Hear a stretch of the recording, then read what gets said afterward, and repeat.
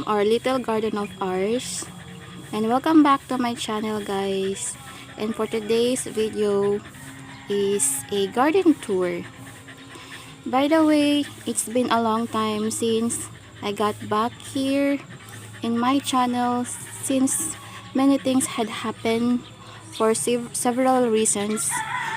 I don't wanna talk about it, guys. It's just personal, so let's just focus on for today's video, which is I'm going to share to you what plants I'm currently growing. And actually, guys, my passion is still the same. It's just a little bit shifted, I guess, from house plants to mostly vegetables and flowers, but still my love for plants, it's the same. I still have all my ornamental plants, which I'm also going to share to you.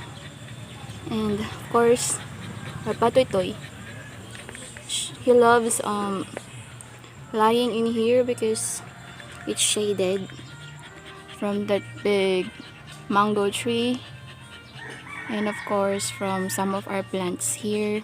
So without further ado, let's start touring you guys. And this video will take two parts, since I'm going to tackle all the plants on this area, which is our front yard, and the next part would be on our way out, which we have all of our flowering plants and some of my vegetables. So let's start. So here, as you can see, my potted plants. And let's start on this one, which is I planted a random spider plant here,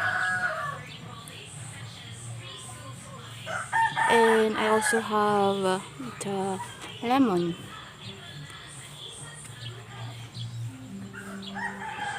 And aside from that, I planted this tomato, which is growing tall now, and it's flowering. See,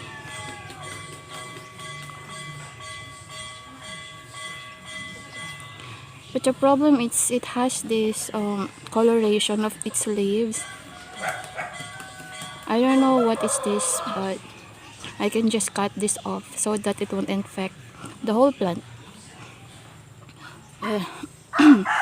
And what else I have? I also planted zinnia in this pot, guys, which is also big now and it's flowering. The color of the flower is that. See? Beautiful. It has many new buds that's coming up. And actually, guys, this pot is not too big for these three plants here, but let's see. I might take the zinnia because I planted more zinnias on that pot over there. And yeah, let's move on to this second pot. They are the same size, guys. I guess they are like 10 inches, the size of this pot. And the next pot is my other citrus plant. We call this one in the Philippines, in our vernacular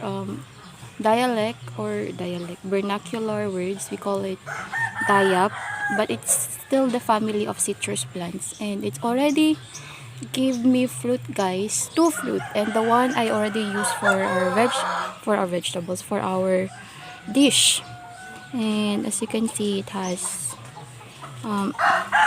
fruit here, which I'm going to show you. Here, see? Ayan. that big. But I'm thinking to transfer this one on the soil, like direct soil, since we have a problem in this area we are in, guys, because if you've been here for a long time, you know that our subdivision here, we experience flood, which is not really good in most of the plants. So I decided to plant this citrus plant in this pot. But hopefully in the future, maybe we will, I might transfer it on the direct soil, or we'll just get a bigger pot. And I also interplanted this pepper or atsal on this same pot, guys. It's actually flowering already. See, I'm looking forward if this guy will set fruit. If this guy will set fruit. See the flower, so pretty and dainty. Ayan. And this one is my eggplant or talong. Ayan. It's flowering at the moment. Plus, it has its first fruit. See? Super duper cute. It's actually the round green eggplant, which I'm super excited. Oh my gosh. You're super cute. I cannot wait to harvest and eat you. And more flowers over here. And on this side. And there's actually a bud that's coming. More buds, flower bud of this eggplant. And I planted this guy on this pot, which is the recycled pot. Plastic pot. I guess it's 8 inches, the size of this pot. And let's move on. At the back of this eggplant is another eggplant.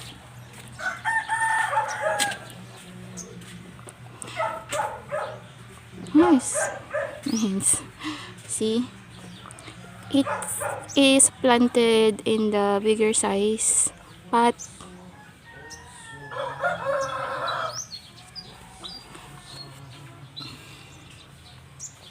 And it's much more bigger, of course, because it's in the bigger pot. And I'm happy that it's starting to bloom as well. See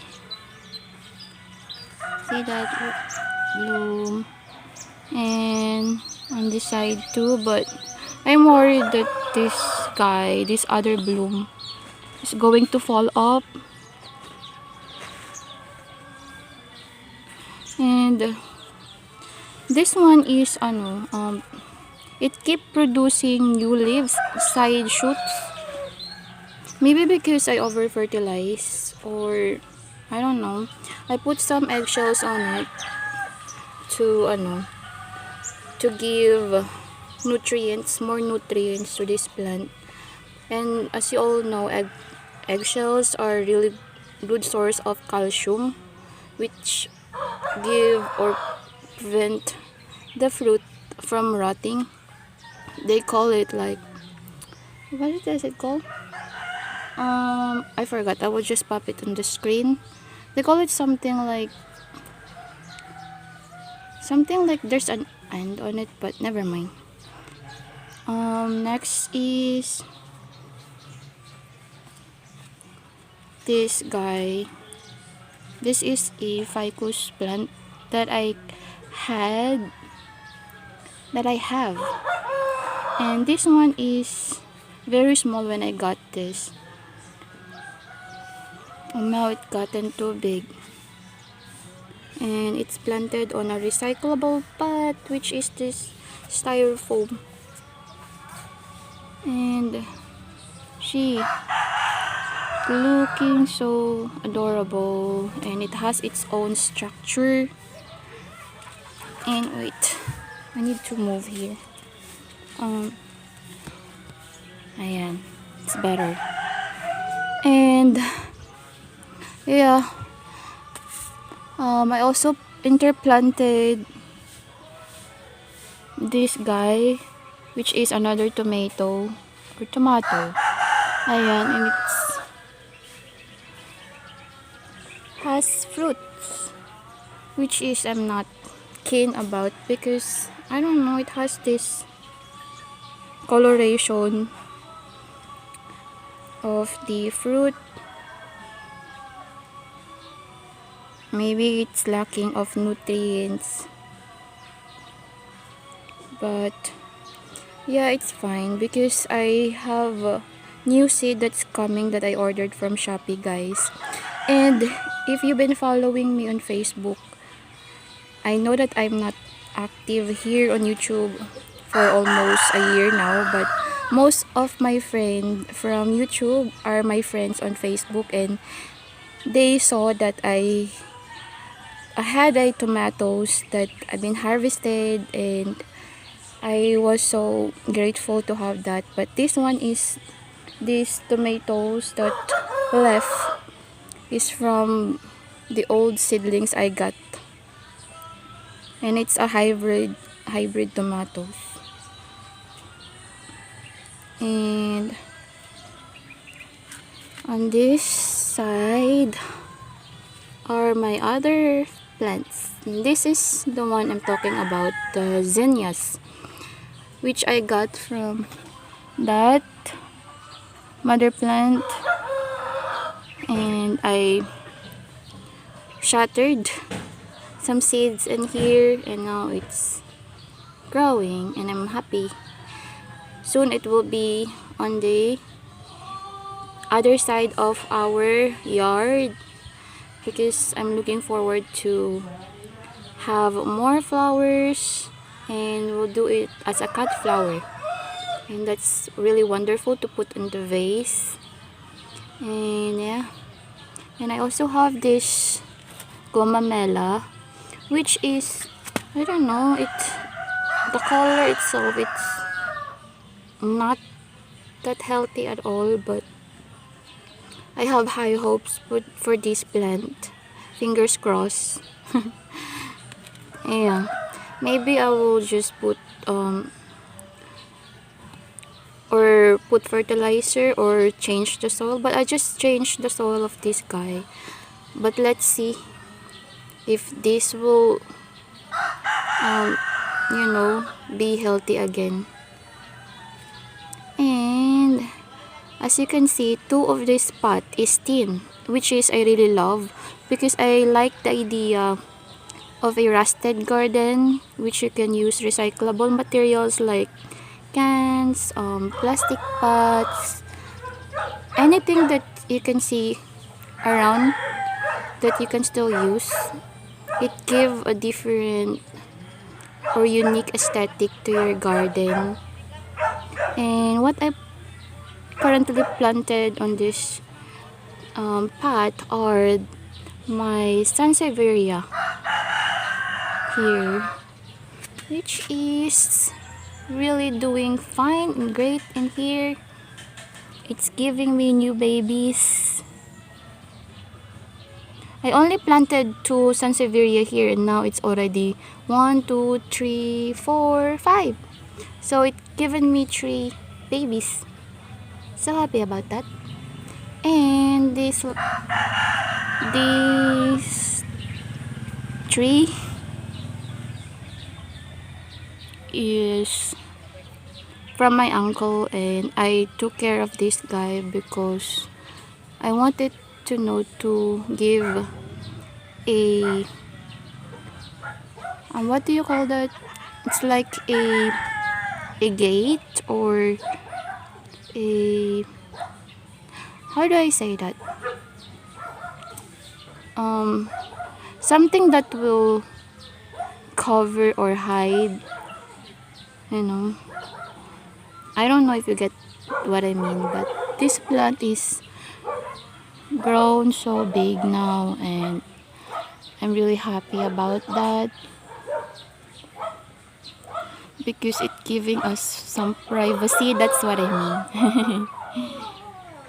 Yeah. So it's actually, this will bloom, but right now it's not. I remember the bloom of this is pink, light pink. And this guy is my favorite plant, which is my Ficus triangularis that I got way back 2020, guys. And I got this as a very small plant, only like 3 inches tall, and I paid 100 pesos for that. But now, see that. Oh my gosh. It's very pretty and lush. What I love about this plant is its leaves, of course. You can see its foliage. It's heart shape, which has white variegation on the sides, and that's giving me like, you know, um like a butterfly, or it's just really pretty.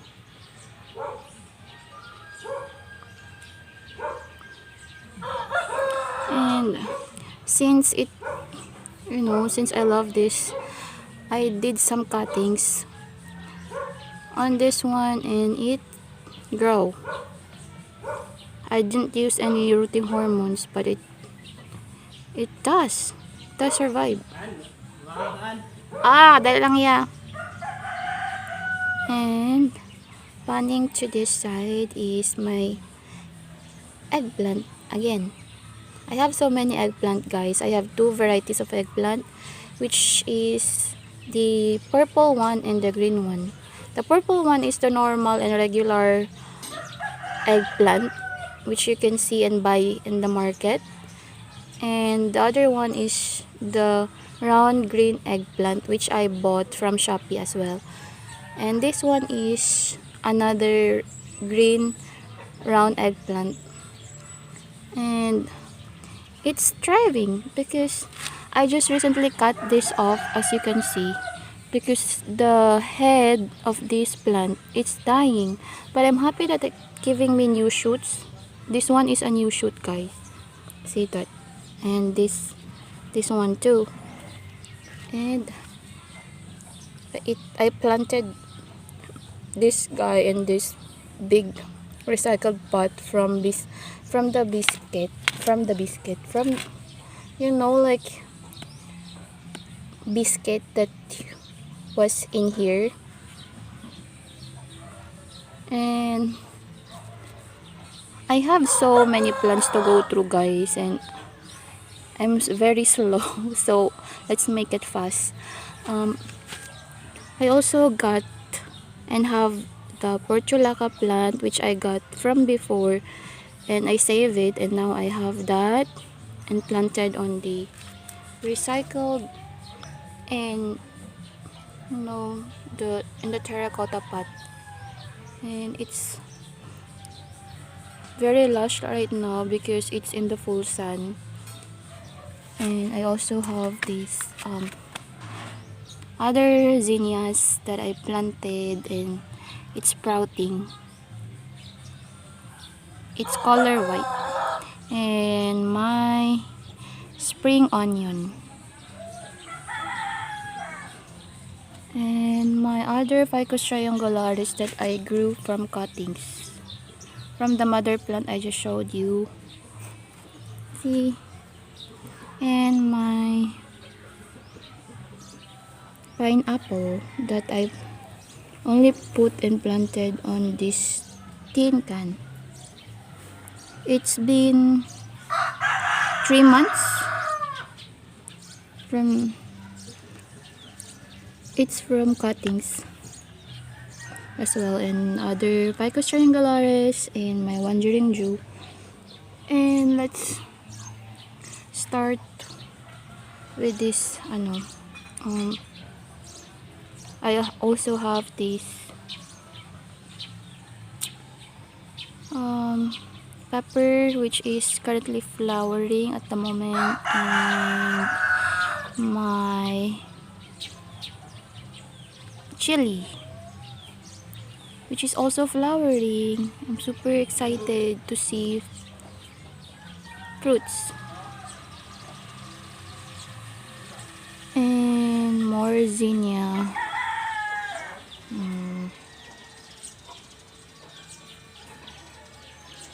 And pepper, it has fruits already, guys.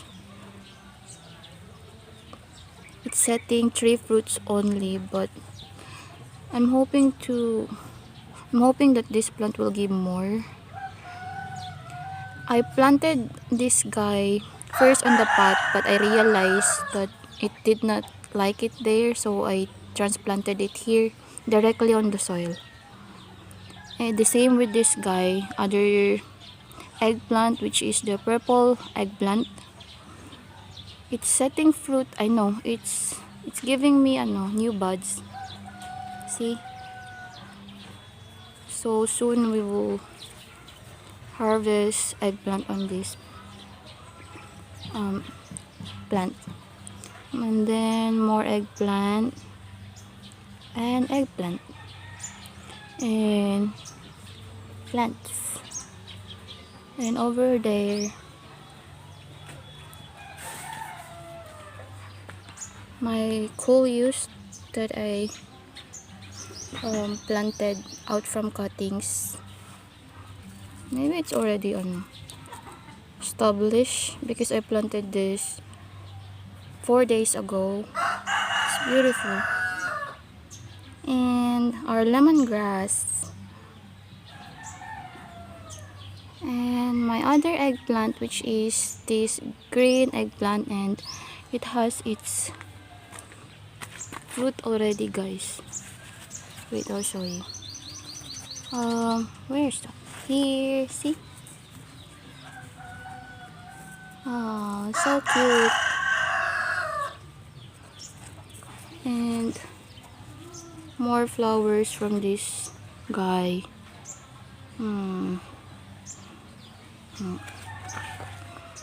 Can't wait to harvest more eggplant. And this is the mother coleus. And I planted this tomato here, but I don't know, guys, it's not liking it here.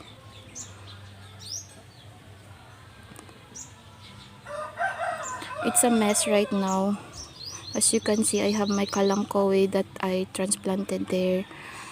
But patoy-toy always coming in and out on that fence. So that's what happened. And this, I don't know, it's a cactus. See?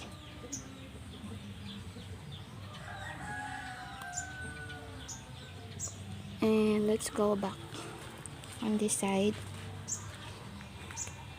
Hello.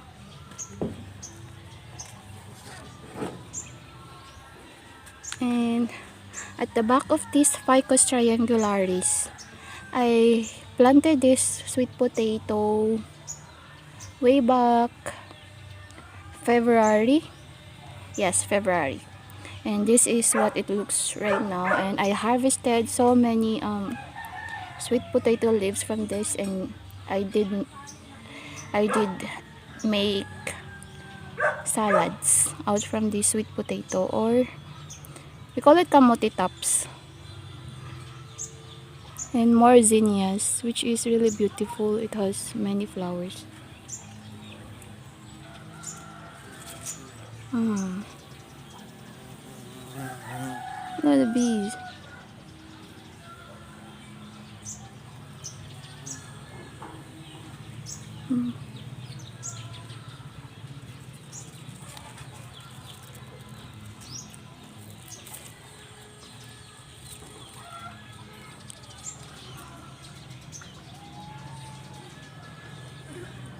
This is like a white or like a dirty white zinnia. And this is, I think, another ficus. Yeah. And that's the look of my sweet potato. It's already in the fence. And let's move on over there. Pwede ito eh. Age ko, age ko.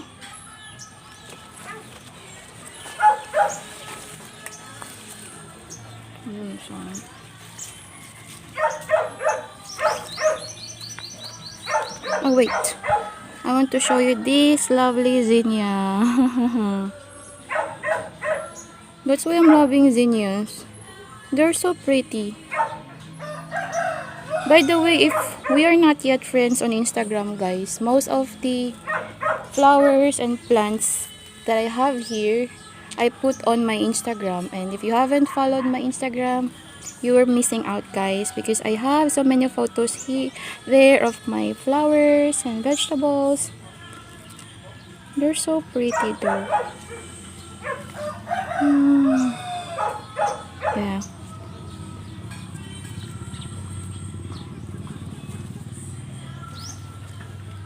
See, Patoy is over there. And here is more of my vegetables. And this one is the alogbati, or we call it in English spinach. It is in the family of spinach, I guess. Correct me if I'm wrong. But yeah, this is gotten really lush, and I harvested many leaves out of this plant.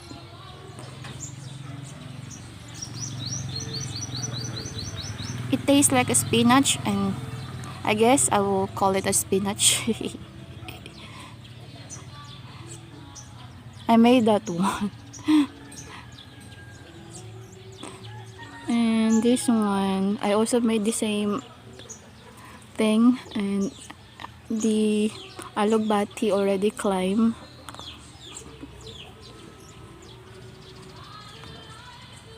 So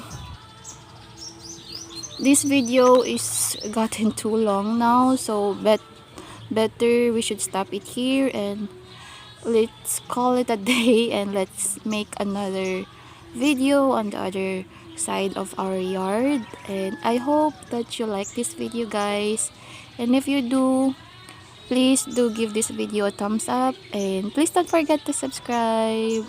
Thank you so much for staying and watching. Bye bye.